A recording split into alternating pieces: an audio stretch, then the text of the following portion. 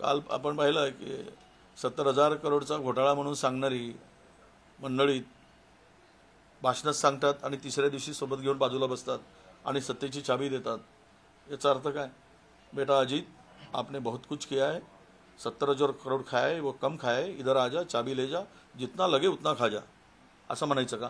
हे राजकारणातील भाषा आहे। उपस्थित पत्रकार मित्र हो, आमचे कोल्हापूरचे लोकसभा समन्वयक आबा दळवी आणि आमचे युवा नेते पाटीलजी, ऋषिकेश पाटीलजी आणि उपस्थित आपण सर्व काल कोल्हापुरात आलोय आणि छत्रपती शाहू महाराजांच्या प्रचारासाठी काल 2 सभा सरवडे आणि राशिवडे या 2 गावांमध्ये सभा झाल्यात। सभेला उत्तम प्रतिसाद होता आणि एकदम जल्लोष लोकांच्या मध्ये आम्हाला तिकडे दिसून आला। मी विदर्भातील प्रचारानंतर मराठवाडा आणि आता पश्चिम महाराष्ट्रात आम्ही आलो। विदर्भामध्ये सर्वत्र काँग्रेसमय आणि इंडिया आघाडीमय वातावरण आहे। तिथे आमचा बाकीत आणि सर्व लोकांशी चर्चा केल्यानंतर काही सर्वे जे आले त्यामध्ये आम्हाला आत्मविश्वास आहे की 10च्या 10 जागा विदर्भातल्या आम्ही जिंकत आहोत। नितीन गडकरी सुद्धा निवडणूक हरत आहेत हे इथे स्पष्टपणे मी तुम्हाला सांगतोय। मराठवाड्यामधलं चित्र तेच आहे। 8ही जागांवर महाविकास आघाडी आणि इंडिया आघाडी जिंकत आहे। त्यानंतर सोलापूर असेल, कोल्हापूर असेल, लातूर किंवा आता आम्ही काल पुण्यात होतो, आम्ही आज पण माझी संध्याकाळी पुण्यात सभा आहे। पुण्यामध्ये सुद्धा आमचे रवी दंगेकर हे सुद्धा निवडणूक जिंकत आहे। साधारणतः महाराष्ट्रामध्ये एकतर्फी ही निवडणूक होताना आम्हाला दिसते।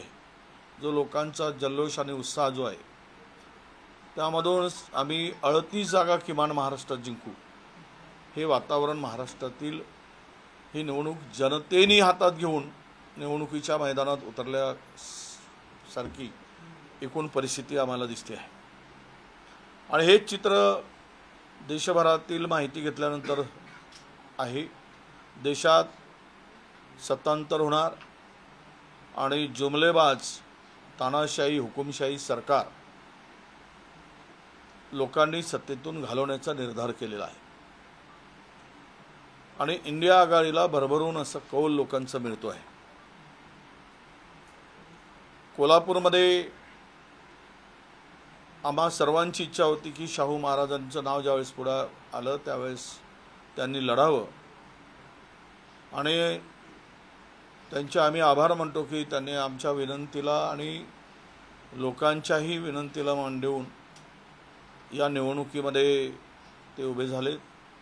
किमान ही निवडणूक आम्ही वातावरण जे आहे 5 लाख मतांनी जिंकू असं सगळं वातावरण आहे। 70% 80% एक गाव महाराजांच्या पाठीमागे आणि काँग्रेसच्या पाठीमागे उभं होताना आम्हाला दिसतो आहे। कारण लोकांना माहिती आहे की आता लोकांना कळून चुकलं आहे की जुमलेबाजी किती दिवस चालवायची। काल तर प्राईम मिनिस्टरनी सगळ्या मर्यादा ओलांडून अनेक विषय सांगत असताना पूर्वी मंगळसूत्रावर आलं ते सेट करू शकले नाहीत किंवा लोकांच्या मनात। त्यानंतर त्यांनी काँग्रेस आपके पास में 2 पैसा होगे तो 1 पैसा निकाल के लेके जाएगी। म्हणजे इथपर्यंत प्रचाराची पातळी घसरलेली आपल्याला सगळ्यांना दिसते। हिंदू मुस्लिम करणं सुरू झालेलं आहे। पश्चिम बंगालमध्ये हिंदू मुस्लिमवरच सुरू केलं आहे का, राजस्थानमध्ये जाऊन केलं आहे, महाराष्ट्रामध्ये ते सगळं चाललेलं आहे। 10 वर्षाची उपलब्धी काय तुमची? तुम्ही कुठल्या आघाडीवर यश आलं अपयश आलं तुमचं सांगायला पाहिजे। ते न सांगता देशाचे पंतप्रधान केवळ काँग्रेसच्या नावाने बोंबा मारत सुटलेले आहे। त्यांना जळीस्थळी काँग्रेसचे नेते राहुलजी आणि जुना इतिहास, नेहरूंना बोलणं, इंदिराजींना शिव्या घालणं, राजीवजींना घालणं आणि हिनवणं काँग्रेसच्या नेत्यांना। मला वाटतं की यांना फार भीती वाटायला लागली का? पंतप्रधान घाबरले आहेत। त्यामुळे त्यांच्या प्रत्येक भाषणातील काँग्रेस हा शब्द किमान 25 वेळा येतो आहे। एका पंतप्रधानांच्या मुखात जर एका पक्षाचं नाव जो ज्यांनी मुंगेरीलाल के स्वप्न बघितले होते की काँग्रेस मुक्त भारत, त्या पक्षाचं नाव 25 वेळा 30 वेळा भाषणातून काढावं म्हणजेच काँग्रेसची किती भीती नरेंद्र मोदीजींना सतावते हे त्यांच्या भाषणातून दिसत आहे। आणि केवळ जुमलेबाजी करणं, जे नाही जाहिरात आमच्या मॅनिफेस्टोमध्ये, आमच्या जाहीरनाम्यामध्ये त्याचा उल्लेख मुद्दाम करणं की मंगळसूत्र काँग्रेस काढून घेणार, ते पण ओढून घेणार आणि जिसके ज़्यादा बच्चे होंगे उसको बांटेंगे वगैरे, अशा पद्धतीचं पोलरायझेशनचं जे काही मांडणी आहे पंतप्रधानांची, त्याला जनता विटलेली आहे। लोकांना अपेक्षित आहे की तुम्ही बेरोजगारी संपवण्यासाठी काय काम केलं। या देशामध्ये नोटबंदीनंतर 40,000 युवकांनी नोकरी अभावी आत्महत्या केलेली आहे। 10 वर्षामध्ये 2 लाख तरुणांनी, शेतकऱ्यांनी 2 लाख शेतकऱ्यांनी देशामध्ये आत्महत्या केलेली आहे। आत्तापर्यंतचं एकूणच रोजगारची मध्ये जी घट झाली ती घट या देशामध्ये साधारणतः 22% आता 38% गेलेली आहे। म्हणजे रोजगाराच्या प्रचंड मागण्या आहेत आणि तरुण हताशपणे फिरतो आहे, त्यावर हे बोलायला तयार नाही। ज्या रुपयाची किंमत बांगलादेशच्या टक्क्यापेक्षा कमी झाली त्यावर ते बोलत नाहीत, कारण डॉलरच्या किमतीमध्ये रुपया जर आपण पाहिलं तर या सगळ्या परिस्थितीवर ते बोलत नाही। भ्रष्टाचारांना ना खाऊंगा ना खाने दूंगा ना भ्रष्टाचारियों को साथ में बिठाऊंगा म्हणणारे सर्व भ्रष्टाचाऱ्यांचं नवा मंडप घालून त्यामध्ये त्यांना आजूबाजूला बसवलेलं आहे आणि त्यांची वाहवा सुरू आहे, त्यांची तारीफ करतायत की बेटा आपने बहुत कुछ खाया है, इसलिए आपको धन्यवाद, आपको आभार, आपको बहुत मेरा आशीर्वाद रहेगा, अशा प्रकारची भाषा पंतप्रधानांची आता दिसायला लागली आहे। आणि दुसरीकडे आमचे उपमुख्यमंत्री मात्र भाषणातून सांगतात की मोदी के तरफ देखकर वोट दो, उमेदवारांच्याकडे बघून देऊ नका तर मोदींच्याकडे। म्हणजे आम्ही मुलीसाठी मुलगा पाहायला जायचा आणि मुलांनी म्हणायचं की माझ्याकडे बघून मत नका देऊ, माझ्या बापाकडे बघून मत द्या। हा सगळा प्रकार असा सगळ्या या राज्यामध्ये एकूण प्रचारातून आम्हाला दिसतो आहे। म्हणजे पोरांना संसार पोराला करायचा आहे की स्थानिक की बापाला करायचा आहे याचं सुद्धा उत्तर यांच्याकडे नाही आणि सांगतायत की मोदींना बघून आम्हाला मत द्या।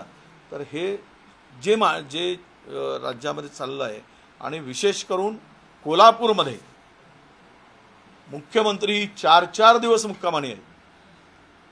म्हणजे छत्रपती शिवरायांचा विचार, छत्रपती शाहू महाराजांच्या विचाराची एवढी यांना घृणा काय, एवढा यांना या विचाराची राग काय आहे यांच्या मनामध्ये की तो विचार संपवण्याचं काम तर यांच्या डोक्यात आहे काय की विचार संपवण्यासाठी 4 दिवस इथे मुक्काम करताय। किती बी काय मुख्यमंत्र्यांनी किती लावू देत जाण, त्यामध्ये काही फरक पडणार नाही, आम्हाला पूर्णतः विश्वास आहे। आणि म्हणून आम्ही आपल्याला शाहूंचा विचार असेल, छत्रपती शिवाजी महाराजांचा विचार असेल, असे मुख्यमंत्री 4 नाही 40 दिवस थांबले तरी तो विचार मारण्याची ताकद यांच्यामध्ये नाही। कारण महाराजांचा समाजाप्रती असलेला जो दृष्टिकोन आहे एक दानशूरपणा आहे। आपण सगळ्यांनी पाहिलं की अनेक संस्थांचे राजे आहेत, पण ज्या जमिनी जो कसतात त्याला त्याच्या जमिनी त्यांना देण्याचं मालकीहक्काने हक्काने देण्याचं काम राजांनी अनेक वेळा केलं आहे। विमानतळ असतील, विकासांची यंत्रीच मोठी आहे, ज्यांच्यामध्ये दायित्व आहे देण्याचं, अशा महाराजांना लोक नक्कीच आपल्याला 100% विश्वासाने सांगतो की 5 लाख मतांनी निवडून देतील, यामध्ये कुठेही शंका घेण्याचं काही कारण नाही। आणि आम्ही जे फिरलो त्यामध्ये सुद्धा ते दिसून आलेलं आहे। तुम्ही कितीही काँग्रेसच्या विरुद्ध बोला, काँग्रेसचा जाहीरनामा हा लोकांच्याकडे पोहोचवण्याचा आमचे स्टार प्रचारक कोण असतील तर ते नरेंद्र मोदी आहे। त्यांनी ज्यावेळेस सांगितलं की हे मुस्लिम लीग दर्जिना आहे, मुस्लिम लीगला सारखे आमचा जाहीरनामा आहे, त्यामुळे या देशातील जवळपास सर्व सुज्ञ मतदारांनी तो जाहीरनामा वाचलाय की खरंच याच्यामध्ये तो उल्लेख आहे का।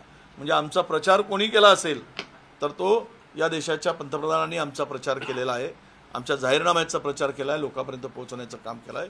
जाहीरनाम्यातून आम्ही स्पष्टपणे मांडणी केलेली आहे की जर 22 उद्योगपतींचं 16 लक्ष कोटी रुपये कर्ज माफ होऊन देशाला बँकांची गंगाजळी संपवत असेल आणि बँका संपूर्ण खिळखिळ्या केल्या जात असतील आणि दुसरीकडे मात्र तो रेवण्णासारख्या माणसाला तिकीट देऊन महिलांचा अपमान करत असतील तर लोक कसे सहन करणार? लोकांना गृहीत धरून जे काही चाललेलं ते लोक आता सहन करत नाही. लोकांना जुमलेबाजी हे आता पटून लक्षात आलेली आहे. खोटारडेपणा लक्षात आला आहे. तोंड उघडलं तर खोटंच बाहेर निघतं, सत्य येतच नाही, सत्य बोलू शकत नाही. आणि आता तर राहुल गांधींची एक काय म्हणतात त्याला, भीती वजा दहशत, डर जो म्हणताय ना, डर दिमाग में बैठ गया आहे पंतप्रधानांच्या. ज्या पद्धतीनं सांगतायत, काल आमच्या पुण्याच्या सभेमध्ये राहुलजींनी स्पष्टपणे सांगितलं की आम्ही आरक्षणाची मर्यादा वाढवू, जनगणना करू आणि ज्या समाजाला जेवढे त्यांचे हक्क आहे तो त्या समाजाला दिला जाईल, ही भूमिका स्पष्टपणे मांडली. महिलांसाठी ज्या महिलांच्या घरात गरीब कुटुंब आहे त्या महिलांना 1 लाख रुपये वर्षाला, महिन्याला 8,400 रुपये देण्याचं केलं आहे. बेरोजगारांना एक वेळा 1 लाख रुपये अप्रेंटिससाठी देण्याचं आमच्या जाहीरनाम्यामध्ये आहे. शेतकऱ्यांचं कर्जमुक्त आहे, जनगणना आहे, आदिवासींच्या हक्काचा विषय आहे, दलित ओबीसींच्या हक्काचा विषय आहे आणि सर्व समावेशक सर्व या देशातील शोषित पीडितांना ज्या पद्धतीनं महाराजांनी आज नाव घेतलं जातं राजश्री शाहू महाराजांचं की हे शोषितांचे मसीहा होते, ज्यांनी आरक्षणाचे जनक म्हणून ज्यांची ओळख होती, त्यांचा वारसा चालवणारे आज आमचे छत्रपती आपले शाहू महाराज यांना जनता 100% जिंकून देईल. आणि एका मताने 3 लोकांचा बंदोबस्त लोकांनी करायचा ठरवला आहे. 1 मत काँग्रेसला आणि 3 लोक घरी, 2 खासदार आणि 1 मंत्री, तिघांचा पराजय होणार आहे. एका लोकसभा क्षेत्रामध्ये 1 मत दिलं की एकाचा विजय होतो आणि एकाचा पराजय होतो. परंतु इथे मात्र महाराजांचा विजय आणि 3Mचा सफाया हे जनतेने ठरवलं आहे. कारण हे तिघेही दलबदलू आहेत, गद्दार आहेत, विचाराशी प्रतारणा करून लोकांच्या मताचा अपमान करणारी मंडळी आहे. त्यामुळे यांना जनता सोडणार नाही, एकूणच असा लोकांचा कौल दिसतोय. राज्यामध्ये 38 जागा येतील असा दावा तुम्ही करताय. पंतप्रधान नरेंद्र मोदी आतापर्यंत 3 ते 4 वेळा महाराष्ट्रात येऊन गेले, अजून 2 टप्पे आहेत, अजूनही येणार आहेत.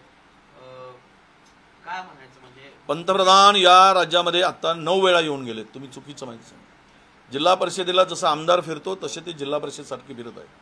देशाच्या पंतप्रधानांनी आतापर्यंतच्या इतिहासामध्ये कधी प्रत्येक लोकसभा क्षेत्रामध्ये सभा घेतली नाही, पण एका दिवशी 2 दिवसात आत्ता तर काल परवामध्ये 2 दिवसामध्ये 6 सभा घेतल्या.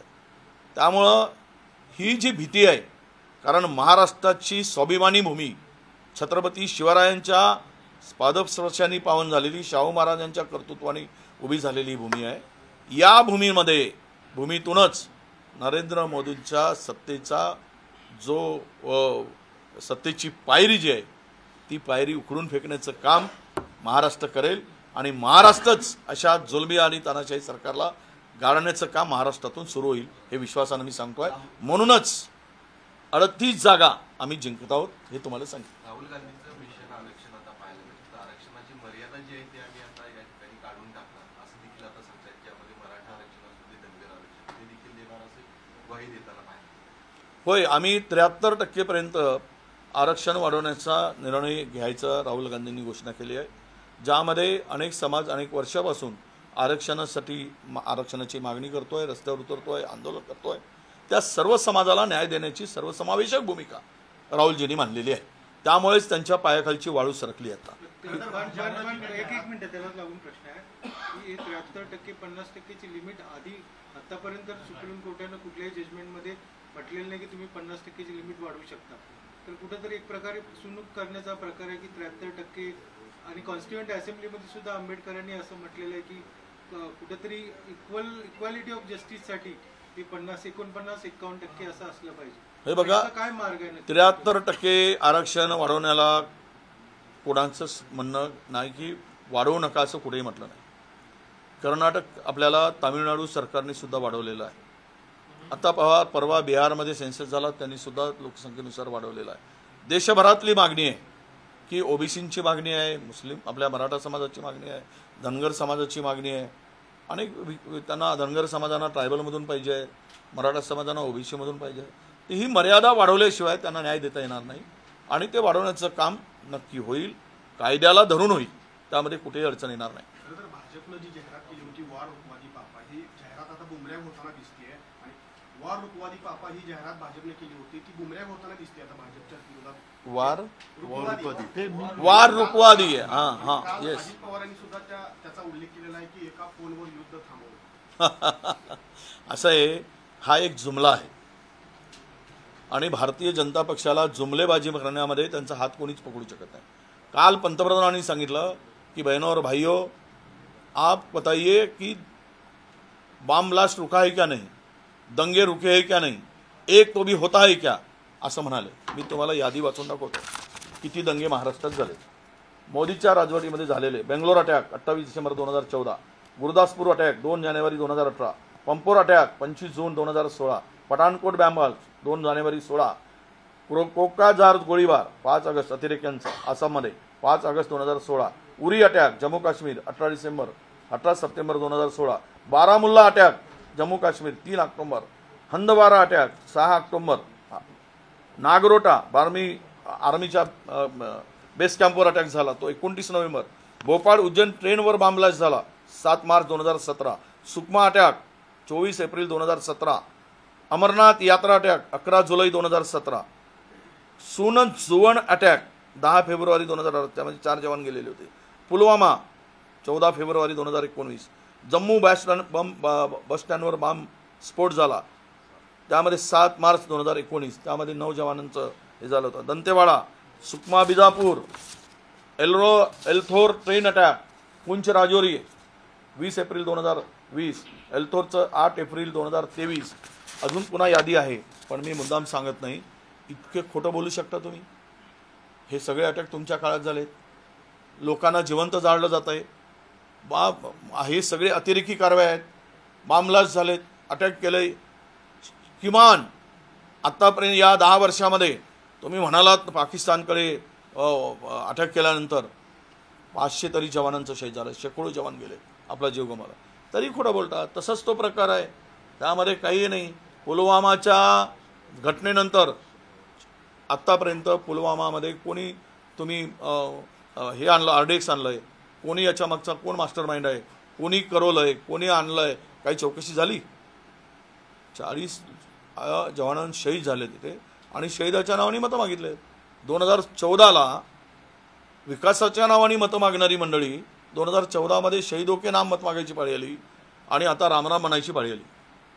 आम्ही जातो आमच्या गावा, अखेरचा राम राम घ्यावा, हे आता त्यांच्या मुखात आलेलं आहे आणि तो रामराम शेवटचा आहे. काय काय मोदींनी 2 दिवसापूर्वी एका सभेत वक्तव्य केलं होतं, अजून काही हल्ले होण्याची शक्यता आहे निवडणुकीच्या पार्श्वभूमीवर, आणि नुकतंच काल एक बातमी आली की एक हल्ला झालेला आहे. हे कंपॅरिझन कसं बघताय? एकदम 2 दिवसात ते आम्ही पुलवामाला जोडून धरतो, आम्ही ते पुलवामाला जोडून बघतो म्हणतो. वडेट्टीवार साहेब, आज एका इंग्लिश पेपरमध्ये तुमची बातमी आहे की एका संस्थेशी संबंधित अधिकाऱ्याने, पोलीस अधिकाऱ्यानेच हेमंत करकरेंचा बळी घेतला आणि ती वस्तुस्थिती उज्ज्वल निकम जे आज भाजपचे उमेदवार आहेत त्यांनी ती दाबून ठेवली, तर ते सविस्तर सांगा काय विषय? नाही, असं आहे की SM मुश्रीफांनी जे पुस्तक लिहिलं आहे, कदाचित वाचन तुमचं आलं की नाही मला माहीत नाही, त्या पुस्तकाचा दाखला घेऊन मी म्हटलं आहे, हे मी म्हटलेलं नाही. आणि विलासराव देशमुख साहेब असताना म्हणाले की कसाबाला फाशी झाली म्हणजे काही श्रेय घेण्याची गरज नाही. हे तर तालुका लेवलचा वकीलही गेला असता, जो बेलआउट करतो तो वकील, कारण कसाब हा अतिरेकी होता, त्याला फाशी होणंच होतं. त्यामुळे काय डिंग मारून घ्यायचं आणि स्वतःचं बळजावपणा दाखवायचा, हे मी म्हणालो नाही, विलासराव देशमुख साहेब म्हणाले त्यावेळेस. म्हणजे त्याची पातळी काय आहे ते ओळखली होती. मला अधिक बोलायचं नाही, बोलतील तर मग त्याच्या पुढचं बोलेल, त्याची सगळी माहिती आहे. पण एकच सांगतो, मी जे बोललो ते SM मुश्रीफांच्या पुस्तकाचा दाखला घेऊन बोललेला. पण तुम्ही उज्ज्वल निकम यांचा देशद्रोही म्हणून उल्लेख, जर असं केलं असेल, जर ती लपवली असेल हसन मुश्रीफांचा दाखला घेऊन, तर हा देशद्रोहाचाच प्रकार आहे असं मी म्हणालो. तर त्या टिप्पणीनंतर भाजप आक्रमक झाले आहे. दादरमध्ये तुमच्या विरोधात आंदोलन भाजप युवा मोर्चाने केलेलं आहे. राहुल गांधींच्या विरोधात आंदोलन भाजप आता करते. हार दिसते आहे, त्यामुळं ते त्या पद्धतीनं ते आंदोलन करताय. तिथे ते हारणार, उज्ज्वल निकम हारणार, आणि म्हणून हा थोडासा दिखावा किंवा उपद्रव त्यांचा तो प्रकार दिसतोय. उपमुख्यमंत्री देवेंद्र फडणवीस यांच्या विरोधात एक मोठा कट रचला गेला होता असं एक ट्विट मोहित कंबोज यांनी केलेलं आहे, ज्यामध्ये राष्ट्रवादीचा देखील समावेश आहे आणि तो वेळातच आपण एक मोठा गौप्यस्फोट देखील करणार आहे असे एक त्यांचं ट्विट पाहायला मिळालं. आतापर्यंत काय करत होते मग 2.5 वर्ष? निवडणुकीचा मुहूर्त लागतो काय? कुणाकडून मुहूर्त आणला? तो आहे कुठला मुहूर्त? मुंबईतला आहे, ठाण्यातला आहे, बारामतीचा आहे? कुठला मुहूर्त शोधून कुठला आणला की नागपूरचा आहे? हे सगळं करायला निवडणुकीचाच मुहूर्त का लागतो जर असेल तर? आणि मोहित कंबोजनी यापूर्वी ज्यांच्यावर आरोप केले ते सगळे उमेदवार झालेले आहेत, त्यामुळे त्यांच्यावर किती विश्वास ठेवायचा? मुख्यमंत्री कोल्हापुरात वारंवार आहेत. मागच्या वेळी ज्यावेळेस 2-3 दिवस ते राहून गेले त्यावेळेस सतीश पाटील यांनी एक आरोप केलेला होता की त्यांनी 12 वाजता वरिष्ठ अधिकाऱ्यांना बोलवलं आणि एक लिस्ट दिली आणि कारवाई करण्यासंदर्भात सूचना दिल्या आणि या संदर्भात निवडणूक आयोगाकडे तक्रार करणार असल्याचं त्यांनी म्हटलं होतं. काय यातली नेमकी अपडेट आहे, काय त्या संदर्भात? नाही, मला माहिती नाही, मी काय त्या विषयावर चर्चा केलेली नाही. पण मुख्यमंत्री 4 दिवसाच्या मुक्कामाने आहेत, त्यामुळे मी त्यांना एकच म्हणतो, कितनी भी लगा लो जान, चुनके नहीं आएगा बाण, आएगा तो पंजाई. कारण शाहू महाराजांची लोकांशी आहे नाळ, त्यामुळे शाहू महाराजच निवडून येणार. तो निशानी पंजाब पे ही लोग वोट मारेंगे. तुम कितनी भी ताकत लगा लो, झोंक दो, मुकाम से रहो. कारण ही भूमी हे स्वाभिमान आहे. महाराष्ट्र नाही, देशातल्या लोकांना या घराण्याचा अभिमान वाटतो, स्वाभिमान वाटतोय आणि त्यांचे ऋण आहे. राजश्री शाहू महाराजांनी शोषित, पीडित, दलित, आदिवासी या सगळ्यांना हक्क देत असताना त्यांच्यामुळेच आरक्षणाचा मार्ग मोकळा झाला आणि ज्या घरामध्ये प्रकाश पडत नव्हता, सूर्य डोकावू शकत नव्हता, त्या घरामध्ये प्रकाश देण्याचं काम, त्याची सुरुवात कोणी केली असेल तर छत्रपती राजश्री शाहू महाराजांनी केली आहे. तो माणुसकीचा झरा आहे, मानवतेचा एक उगमस्थान आहे.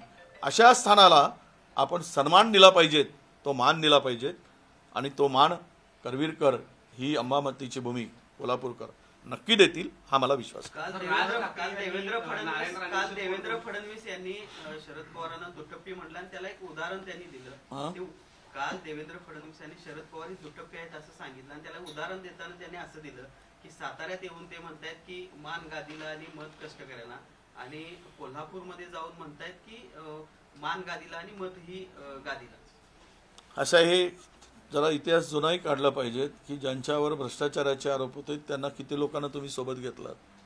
काल आपण पाहिलं की 70,000 करोडचा घोटाळा म्हणून सांगणारी मंडळीत भाषणात सांगतात आणि तिसऱ्या दिवशी सोबत घेऊन बाजूला बसतात आणि सत्तेची चाबी देतात.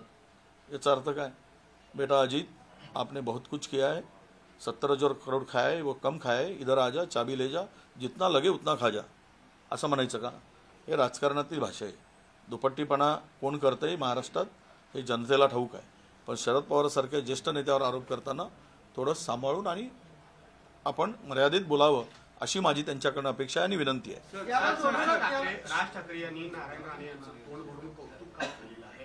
त्यांनी जे मुख्यमंत्रीपद सांभाळलं ते भल्या भल्यांना जमलेलं नाही अशा पद्धतीने. हो, पण आता तेच राज ठाकरे नंतर त्यांच्यावर त्या राणेसाहेबांची प्रचाराची पाळी आली.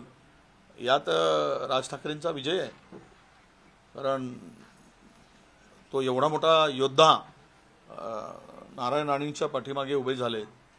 तर निवडणूक जिंकल्यानंतर, निवडणूक हारल्यानंतर, जिंकल्यानंतर, निकालानंतरच माहीत होईल जिंकणार की हारणार.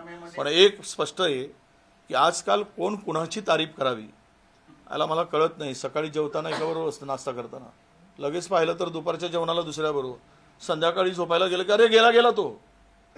हे जी राजकारणात नासवण्याचं काम झालंय ना राजकारण. म्हणजे एकांचं घर फोडलं, दुसऱ्याचं घर फोडलं, राष्ट्रवादीचं घर फोडलं, आमच्याही काही खिडक्या काढून नेलेत, आमच्याही घराच्या खिडक्या नेलेत, म्हणजे नांदेड बिंदेडची खिडकी आमच्या घराची काढली. तर हे जे चाललेलं आहे ना, हे नैतिमत्तेला, नैतिकतेला धरून आहे का? हे राज ठाकरेंनी जुने व्हिडिओ बघावेत आणि मग भाषण करा. काय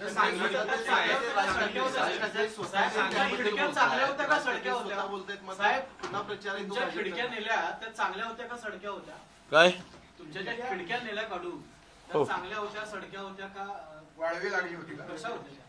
असं एक खिडक्या, बंगल्याच्या वाड्यांच्या खिडक्या नेऊन त्यांना खिडकीतून प्रवेश करता येत नाही, त्या खिडक्याच काढून येऊ शकतात. आता असे की खिडकी गेली म्हणून कोणी घरात राहणं बंद करत नाही, ते आम्ही नवीन खिडकी लावू. आणि नवीन खिडकीचा ऑर्डर आम्ही दिला आहे. कोल्हापूरसारखी चांगली स्थळं आहेत जिथे नवीन खिडक्या आमच्या घराला पुन्हा वाड्याला शुभेवंत करणारे.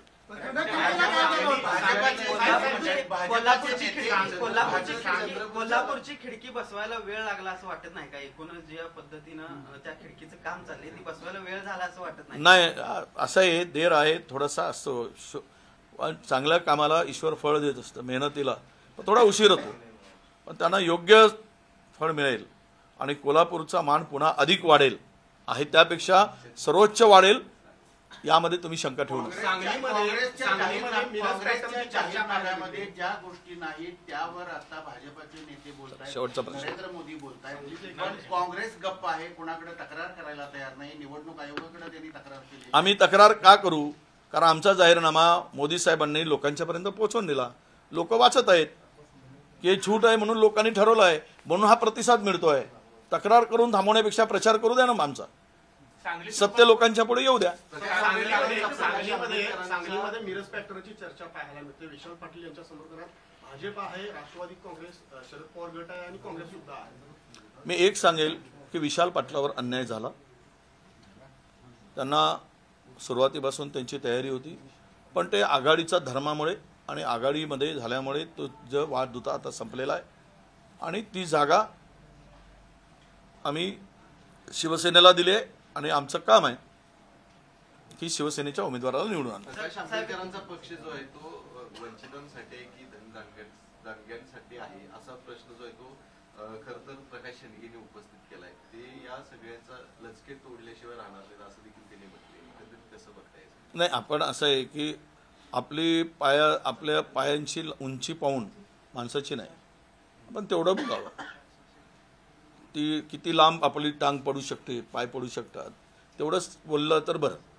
आणि मी फार छोटा माणूस आहे, हाईटनी उंचीनी कमी आहे, त्यामुळे माझं काही दोन पायातलं अंतर फार लांब नाही, त्यामुळे मी अधिक भाष्य करणार नाही.